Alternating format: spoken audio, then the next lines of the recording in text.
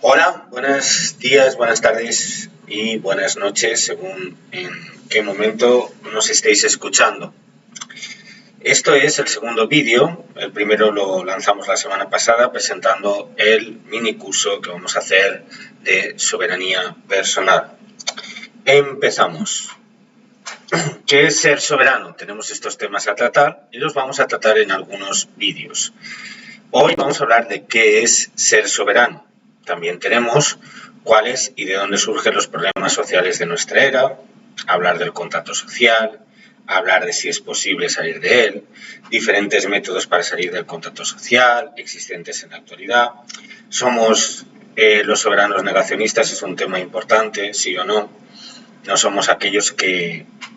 somos aquellos que cuestionan más que decir que no, sino lo que hacemos es cuestionar.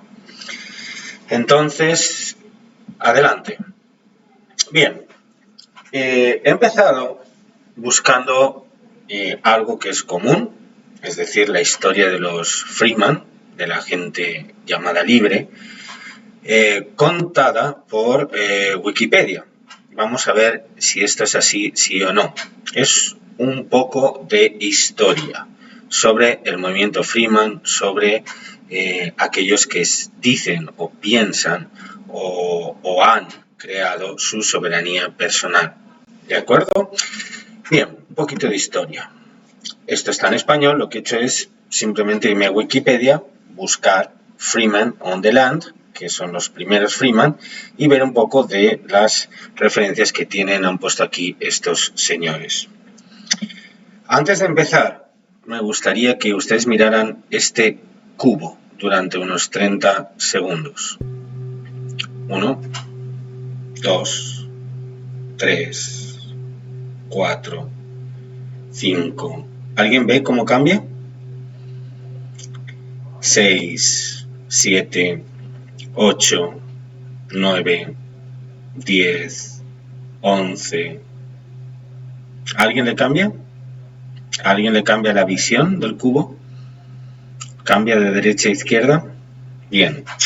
Lo que quiero decir es que nuestra mente está preparada para poder ver las cosas de diferente ángulo. Y es algo muy importante. Entonces Wikipedia seguramente presentará su ángulo de visión y nosotros lo que vamos a hacer ahora es contrastar. Vamos a opinar y a contrastar ese ángulo de visión de Wikipedia. Y para ello voy a copiar parte del texto de Wikipedia aquí en esta presentación y así lo podremos leer y comentar. Recordaros, si hay alguien que no haya visto el cubo cambiar de posición, pues siempre puede ir unos segundos hacia atrás y quedarse con la imagen parada y verá que tarde o temprano el cubo cambia de posición. Esto es algo muy bueno porque es que nuestra cognición es capaz de ver algo desde diferentes ángulos. Y eso es lo que vamos a hacer. Opinar, contrastar y buscar un ángulo diferente a la versión oficial que presenta Wikipedia. Bien, copiado de Wikipedia, el movimiento de hombres libres en la Tierra, llamado entre paréntesis en inglés con ese acrónimo, también conocido como los hombres libres de la Tierra, el movimiento de hombres libres o simplemente hombres libres, es un grupo flexible de individuos que creen, bueno, aquí dicen que creen, está bien, que están sujetos a la leyes solo si están de acuerdo con esas leyes.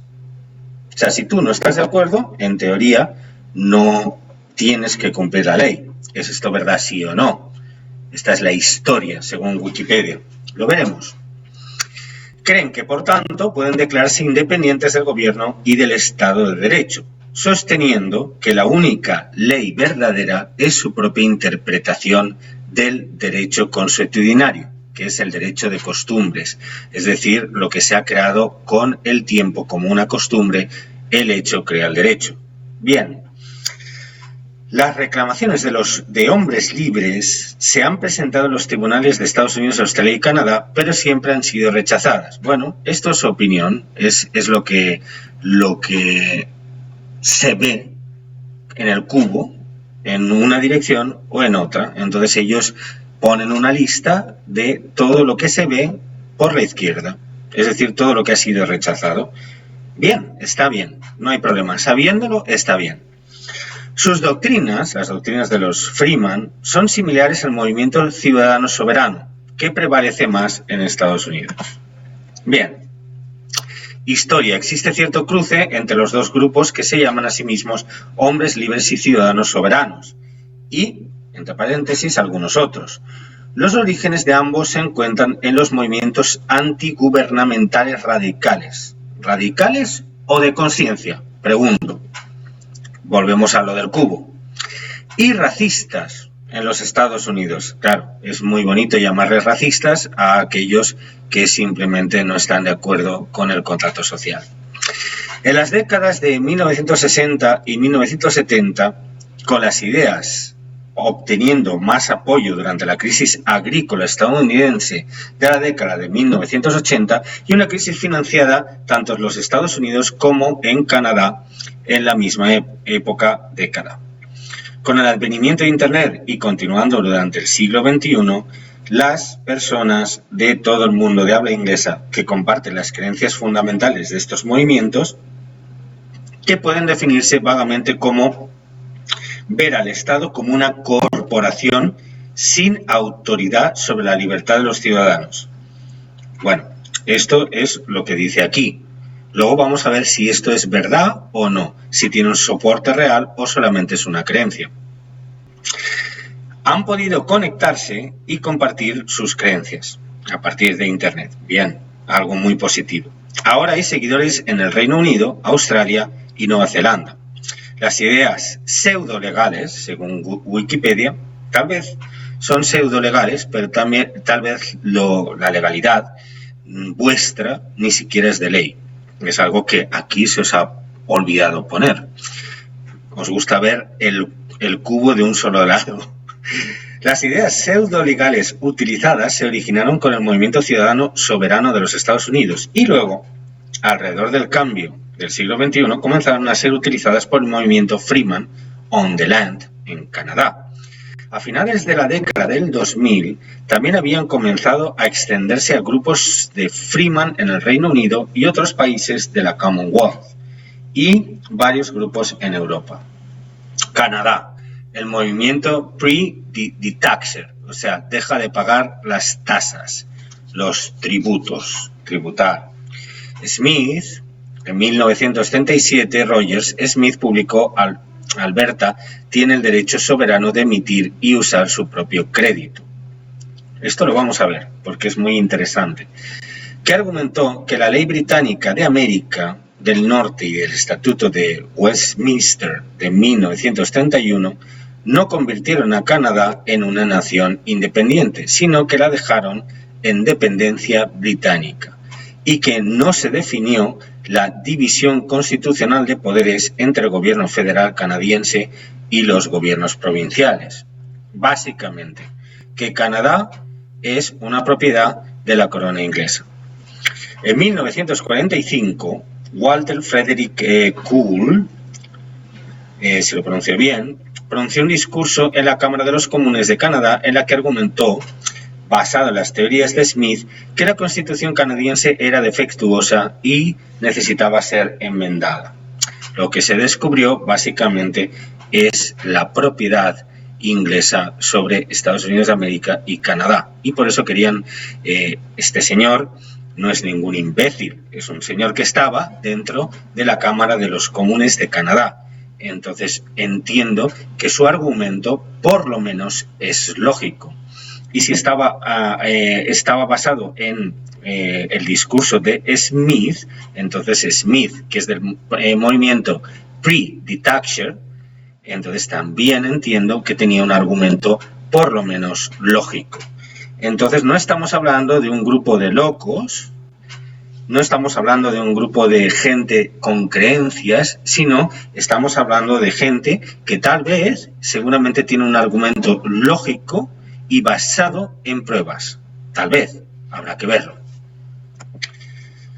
Bien, el movimiento de Thatcher Detached. En 1998, alrededor de 1998, el piloto canadiense Eldon Gero Wormon, quien estuvo expuesto a conceptos pseudolegales, como he dicho ya, en vuestra opinión, o tal vez sí, pseudolegales, pero tal vez estén llenos de ley, cosa que la legalidad hay que verla. Entonces, conceptos pseudolegales estadounidenses, promovió ideas adaptadas del movimiento ciudadano soberano estadounidense en Canadá, mediante la organización de seminarios a través de su propio sitio web Detached Canada. Afirmó estar sujeta únicamente al derecho consuetudinario, es decir, al derecho de costumbres. ¿Por qué al derecho de costumbres?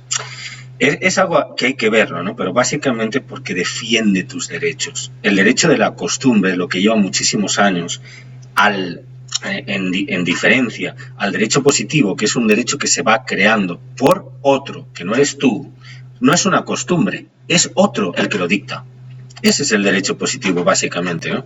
Entonces, aquí, claro, lo ponen a su forma, ¿no? Su ángulo de visión, y está bien, es respetable. Afirmó estar sujeto únicamente al derecho consuetudinario, refiriéndose no a la jurisprudencia moderna, sino a la jurisprudencia histórica inglesa. Acreditó como su mentor al activista estadounidense Roger Elvig, quien había fundado el movimiento de redención en los Estados Unidos.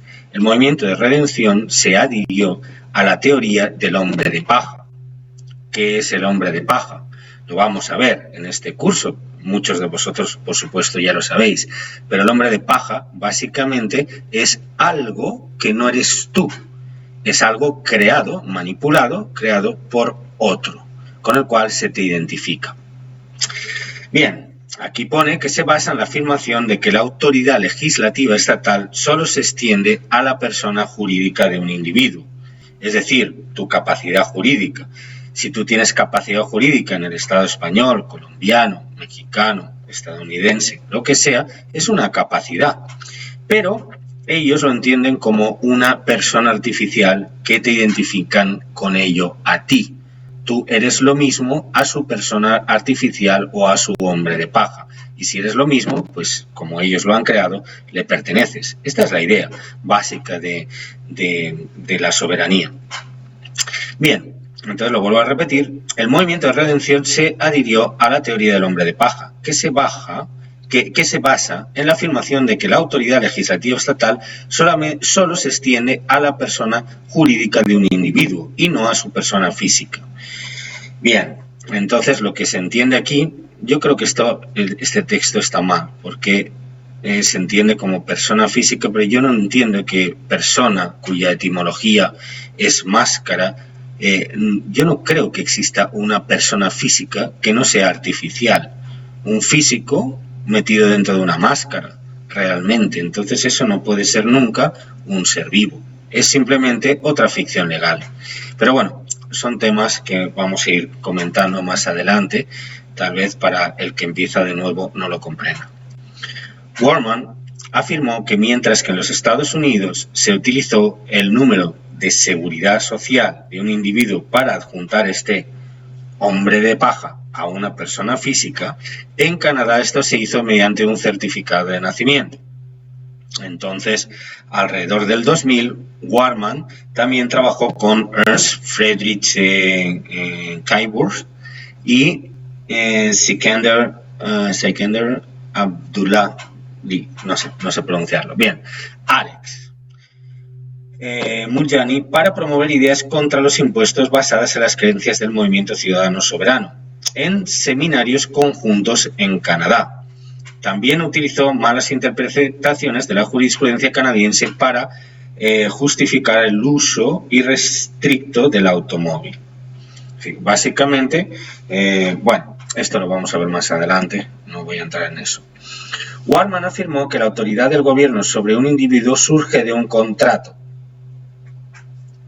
que la ley estatutaria, es decir, la ley de las corporaciones Estado, vamos a ver si eso es verdad o no, que una corporación es un Estado, que la ley estatutaria no se puede utilizar para imponer a una persona un contrato que priva al individuo de los derechos de propiedad y la libertad de viajar, y que los derechos y libertades individuales se derivan de los derechos anglosajones comunes.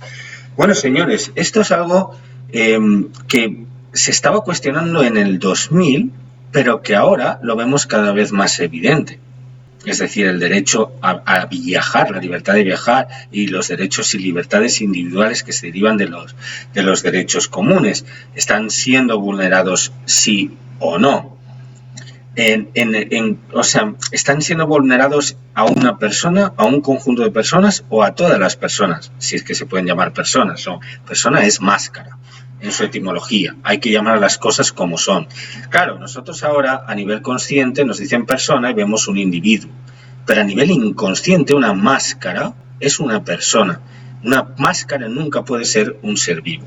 Siempre, una máscara siempre es y será una máscara. Pero en tu consciente, como te lo han enseñado así, pues entonces es así. Es decir, por ejemplo, ¿no?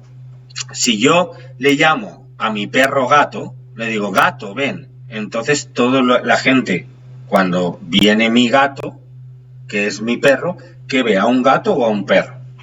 Pues ve a lo que es, ve un perro, no ve un gato, aunque yo le llame gato al perro. Entonces esto, lo que quiere decir de alguna forma, es que hay que llamarles a las cosas persona. Persona es máscara.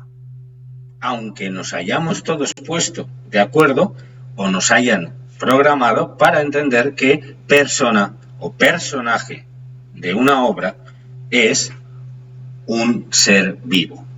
Bien, esto lo vamos a ver durante este curso un poquito más adelante.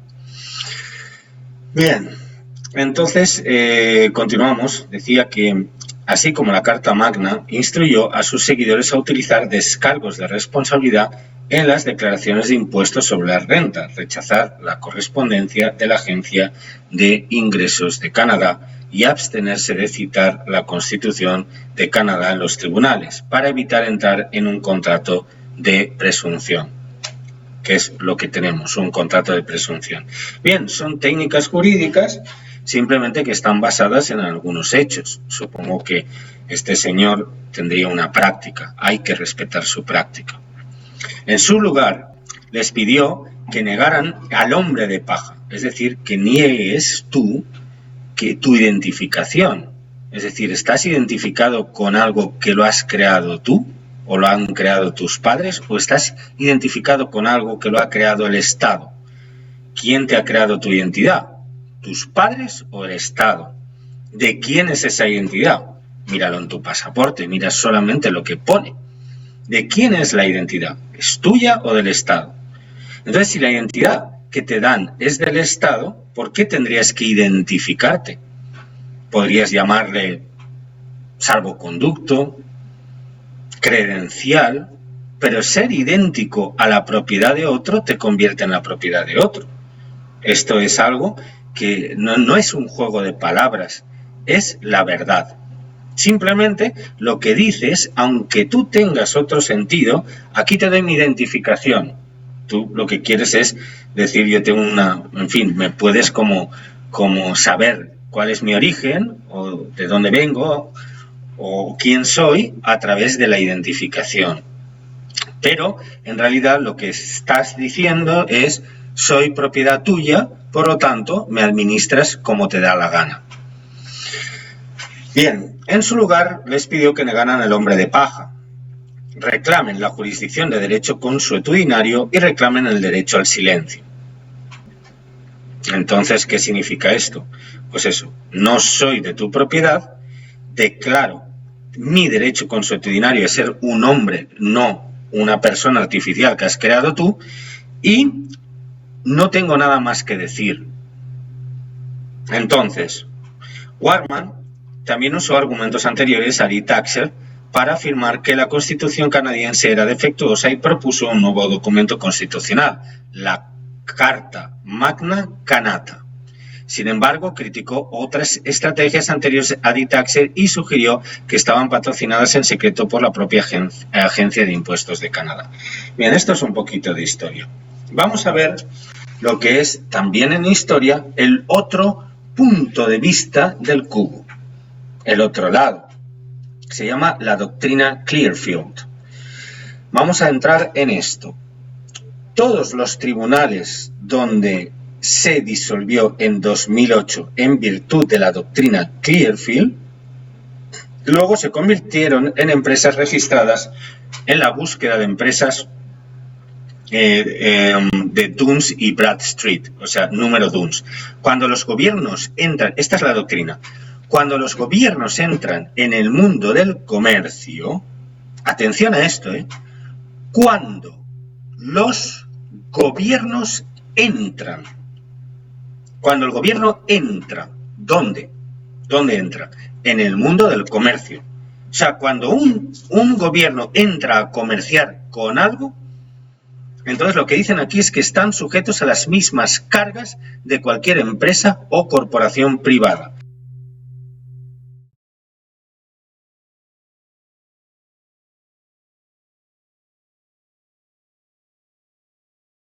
Nota. En virtud de la doctrina Clearfield, los tribunales ya no son entidades gubernamentales. Repito, en virtud de la doctrina Clearfield, los tribunales ya no son entidades gubernamentales, en el sentido de que exigen dinero privado. Muy bien, el dinero privado, ¿el dinero de quién es? Tú tienes la posibilidad de usar el dinero, pero ¿el dinero es tuyo o lo ha creado otro? Entonces, si el dinero lo ha creado otro, en el momento, por ejemplo, en el caso de Estados Unidos, la corporación privada de la Reserva Federal crea el dinero. Entonces, no lo crea el Tesoro, lo crea una entidad externa. Entonces, en virtud de la doctrina Clearfield, repito, los tribunales ya no son entidades gubernamentales en el sentido de que exigen dinero privado y deben de tener un contrato con usted para obligar a su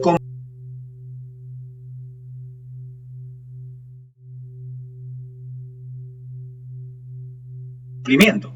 El papel comercial privado, es decir, de la Reserva Federal, es utilizado por el gobierno corporativo. Entonces el gobierno pierde su soberanía. Claro, si tú no emites tu propio papel, como España ahora, que lo emite la Unión Europea, el Banco Central Europeo, si tú no emites tu propio papel comercial, entonces ya no tienes soberanía.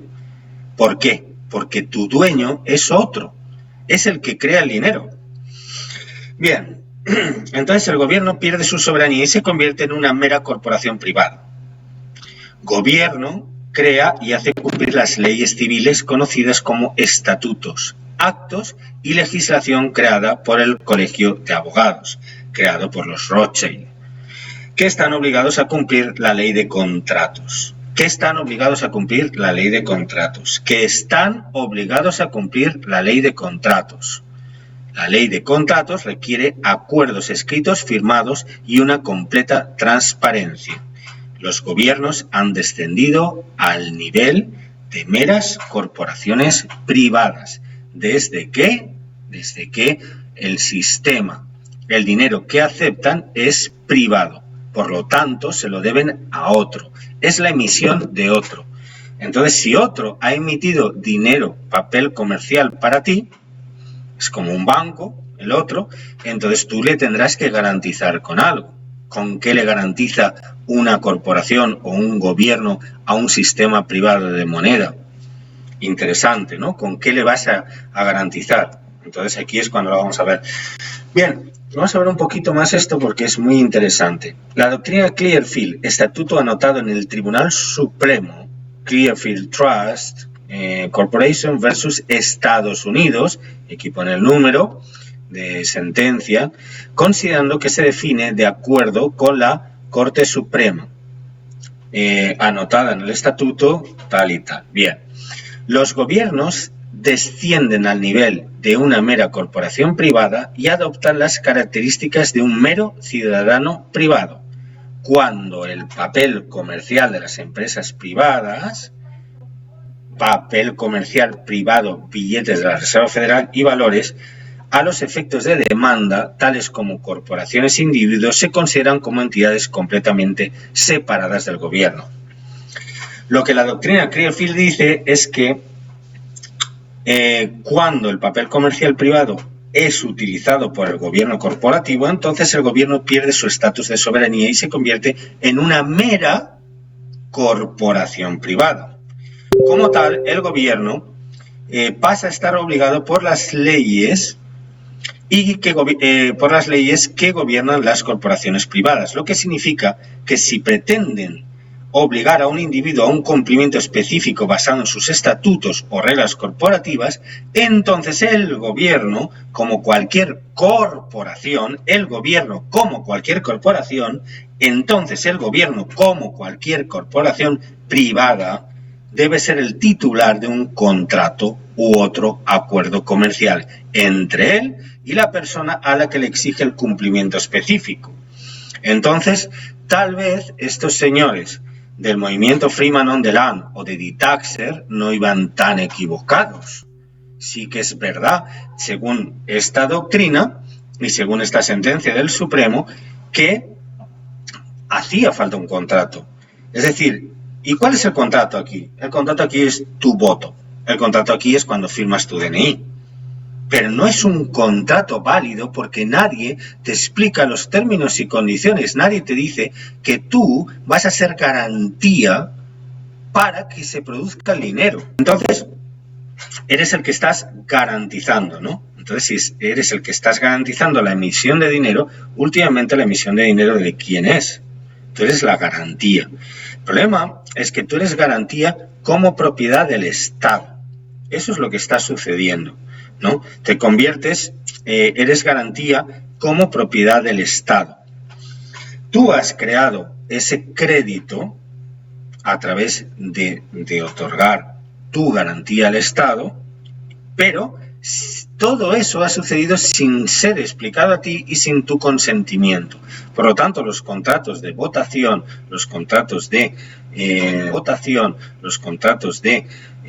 la Constitución, etcétera, si no están explicados cuál es el propósito de meterte dentro de su personaje, de su persona artificial, diciendo que tú, convenciéndote que tú eres su persona artificial, es su propiedad, para que te identifiques, entonces tú dejas de ser un ser vivo, dejas de ser un ser libre. La Constitución, etcétera, si no están explicados cuál es el propósito de meterte dentro de su personaje, de su persona artificial, diciendo que tú, convenciéndote que tú eres su persona artificial, es su propiedad, para que te identifiques, entonces tú dejas de ser un ser vivo, dejas de ser un ser libre. ¿Y en qué te conviertes? En el mundo del comercio te conviertes en una garantía, es decir, el que paga. El garante es el que paga.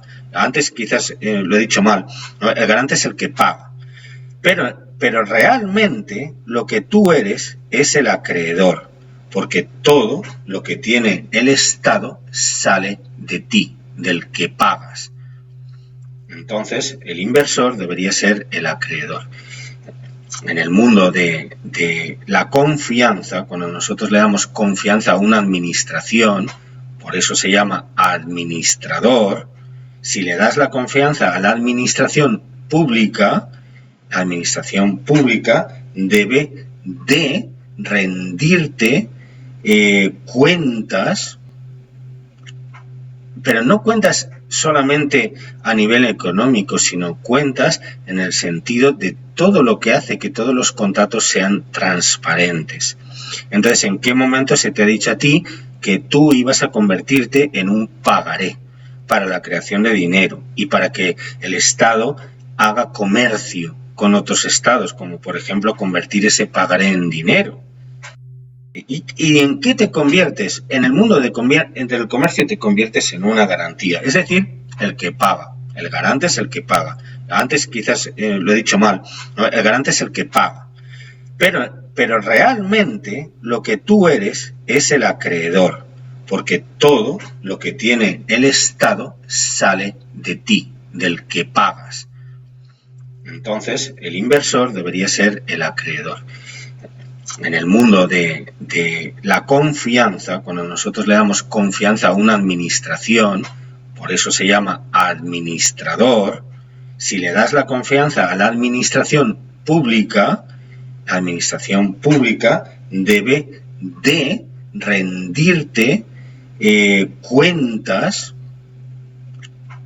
pero no cuentas solamente a nivel económico, sino cuentas en el sentido de todo lo que hace que todos los contratos sean transparentes.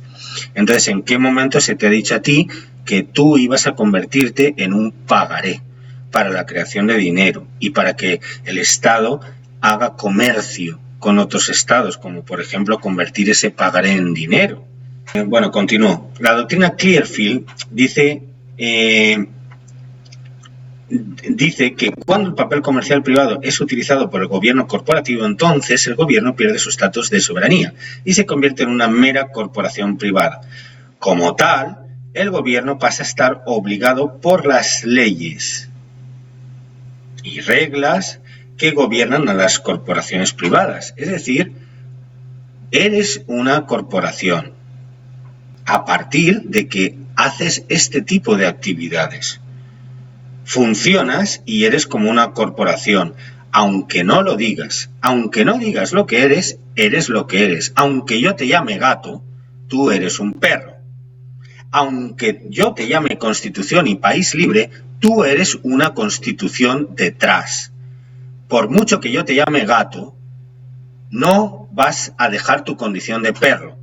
Es decir, por mucho que yo te llame democracia, Estado, administración pública, tú eres una corporación privada con ánimo de lucro.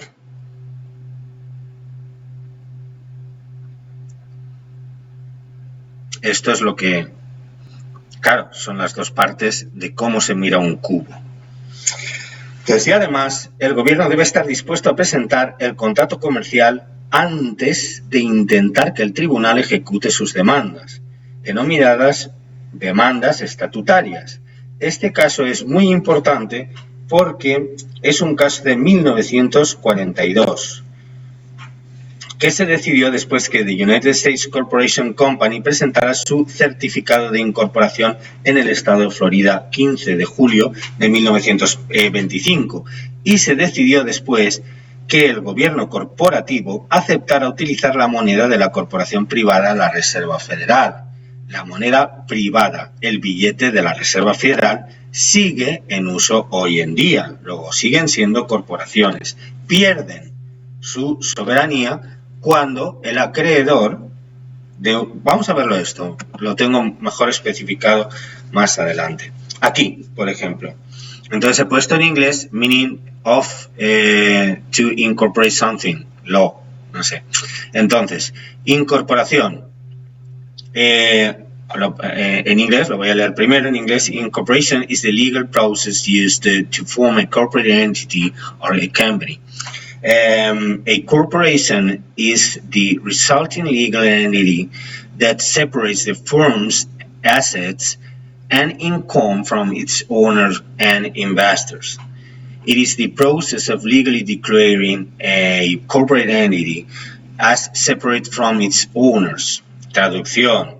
La incorporación es el proceso legal utilizado para formar una entidad corporativa o empresa. Una corporación es la entidad legal resultante que separa los activos y los ingresos de la empresa de sus propietarios e inversores. Es el proceso de declarar legalmente una entidad corporativa como separada de sus propietarios. Entonces, esta es la base.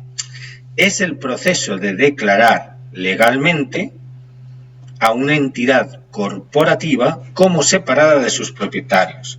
Entonces, si los que crean el dinero son una propiedad, son una corporación aparte,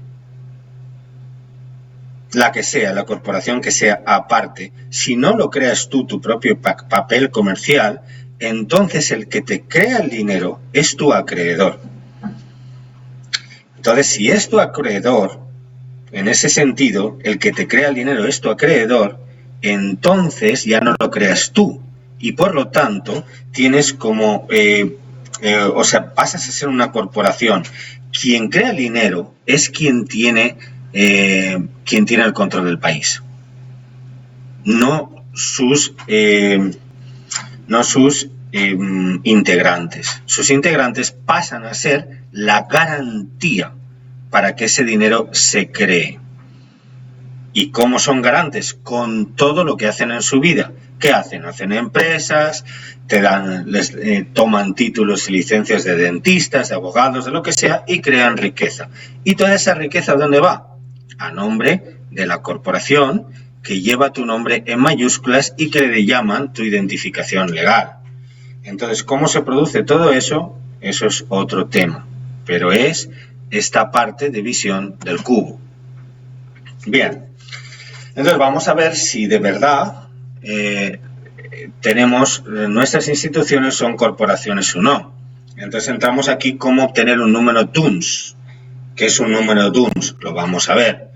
Entonces, obtengo un número DUNS. Miremos aquí abajo pone, hablemos de empresas.com y pone qué es este número y cómo solicitarlo para tu empresa.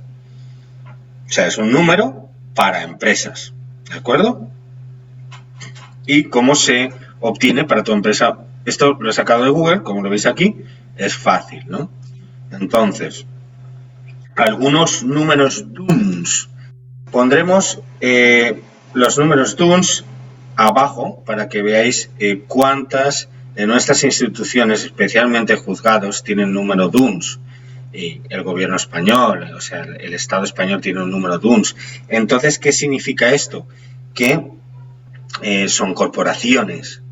Si no, ¿cómo iban a tener un número DUNS?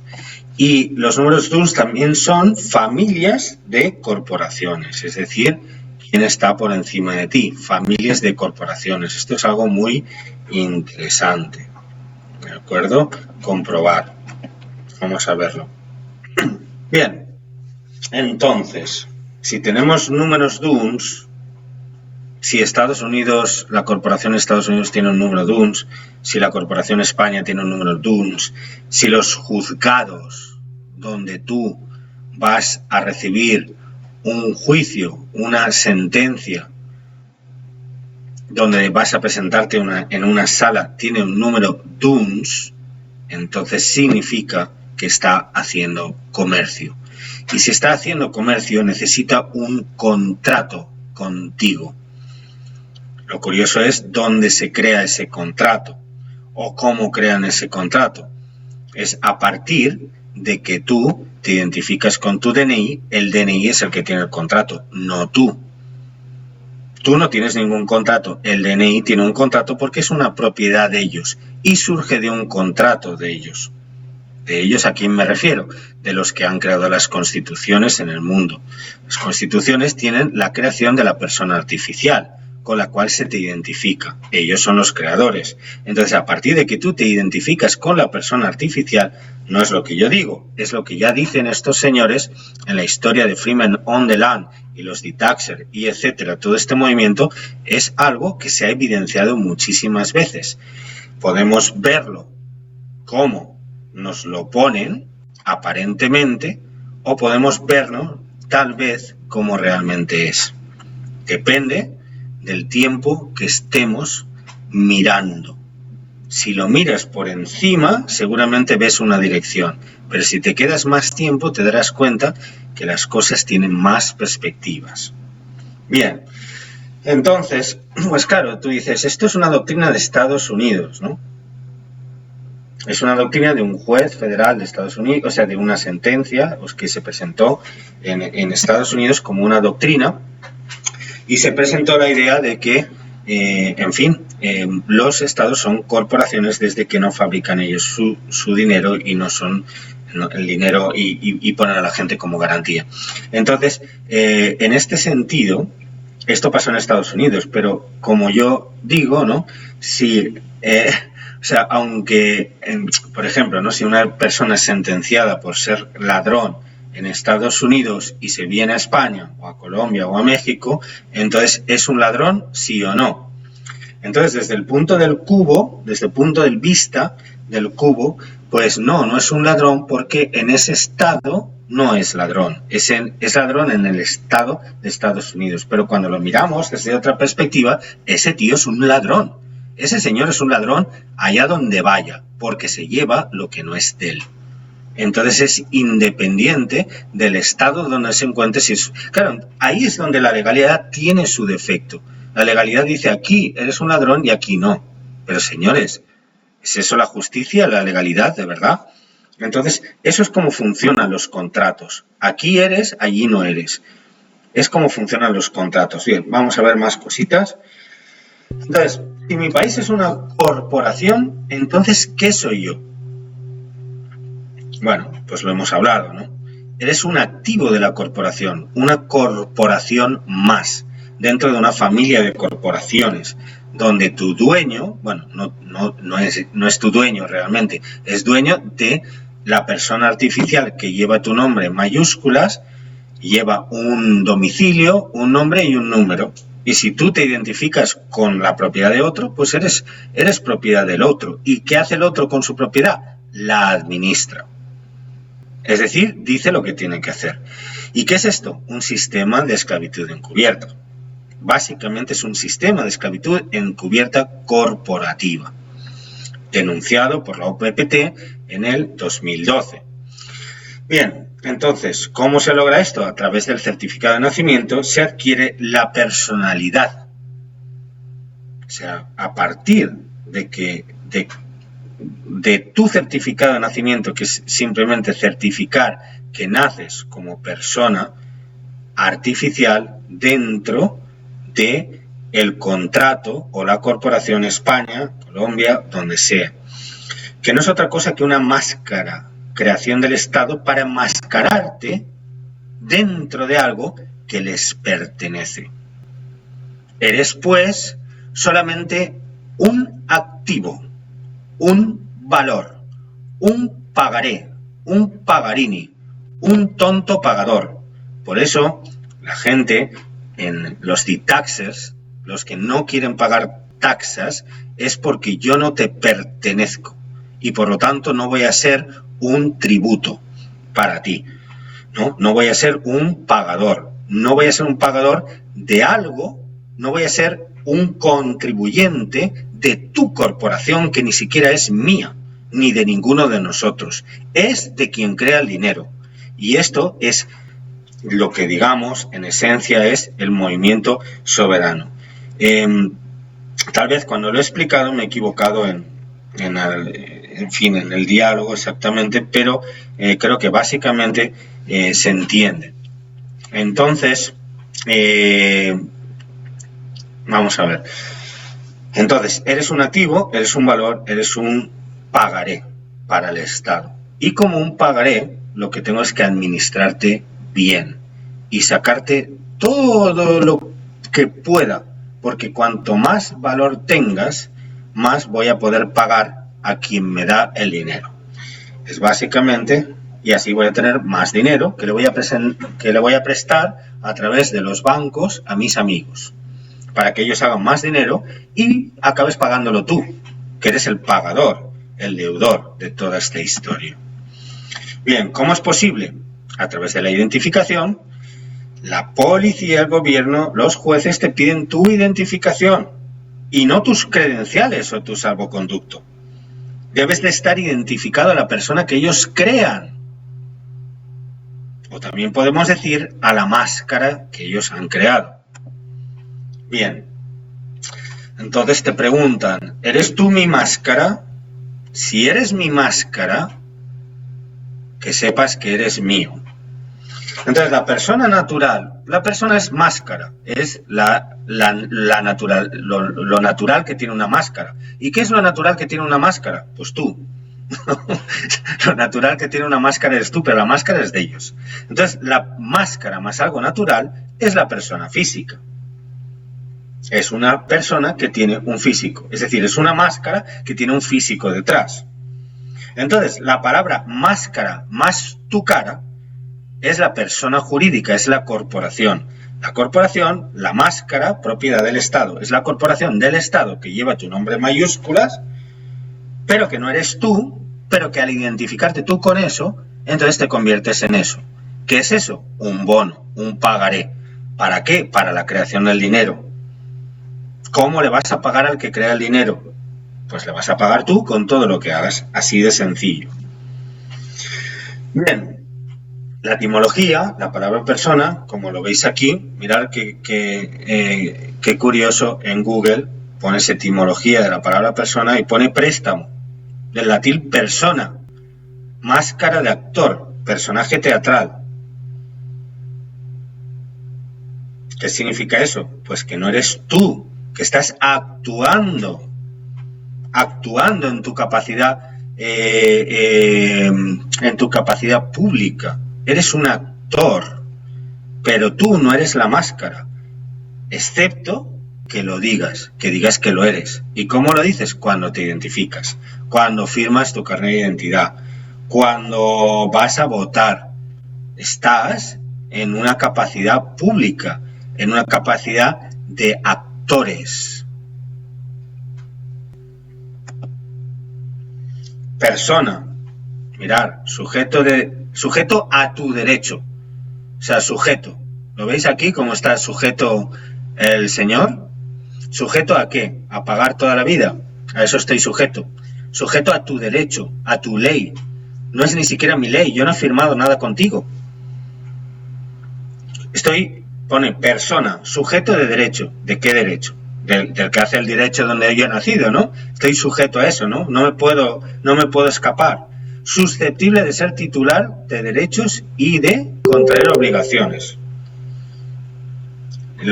Si eres titular de derechos, si te quito el título pierdes el derecho, que es lo que pasa ahora con las leyes en España y en todas las partes del mundo. Eso sí, de contraer obligaciones. O sea, yo te quito el derecho de poder viajar, de poder ver a tus amigos, de poder ver a tu familia, a tu madre antes de que muera, porque hay una enfermedad por ahí, llamada enfermedad, lo que sea, ¿no?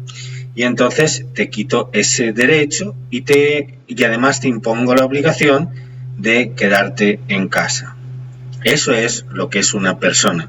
¿Eres una persona? ¿Quieres ser una persona? ¿Vas a seguir siendo una persona?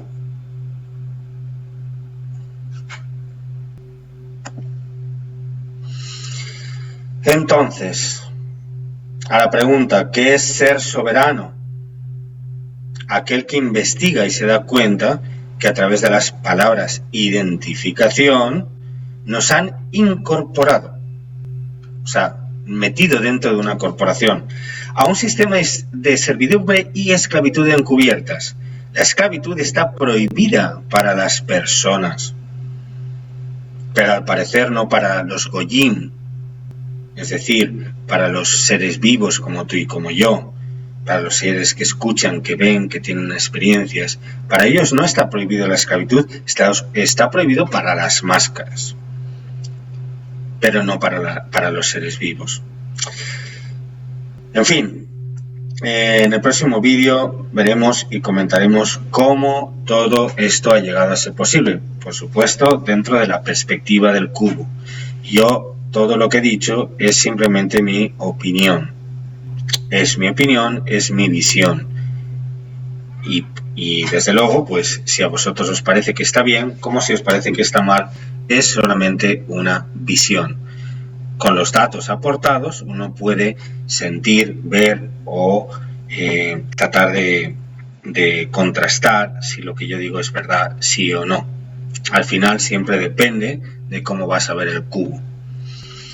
Entonces, finalizando, lo idéntico a lo mío es mío. Lo idéntico a lo mío es mío. Identifícate. ¿Eres tú este? ¿Eres tú esta persona? ¿Eres tú esta máscara? Sí. Bueno, pues eres mía o mío. Y así acabamos este corto vídeo. Espero que os haya gustado y si no, pues también está bien. Disculpad si he tenido algunas partes que no lo he explicado bien, no es fácil hacer grabar, pero la idea es quedarse con lo principal y no se trata de seguir lo que yo digo o creer lo que yo digo, sino de contrastarlo, entenderlo, entender el propósito, entender el final y entender que al final lo que yo digo tiene que ser contrastado por ti, si no, simplemente es una creencia. Y con esto, pues nada, muchísimas gracias por escucharme y nos vemos pronto en el próximo vídeo.